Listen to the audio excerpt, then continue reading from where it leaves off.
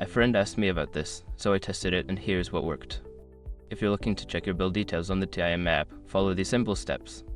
Step 1. Open the TIM app. Launch the TIM app on your smartphone. Make sure you're connected to the internet for the app to function properly. Step 2. Log into your account. Enter your credentials to log in. If you don't have an account, you may need to create one first.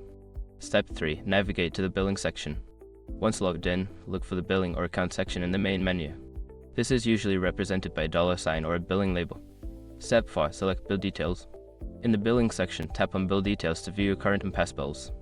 This will give you a breakdown of charges and payments. Step 5. Review and download.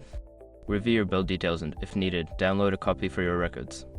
Look for a download button or PDF option. Remember, if you can't find the billing section, it might be hidden under a More menu. Happy bill checking!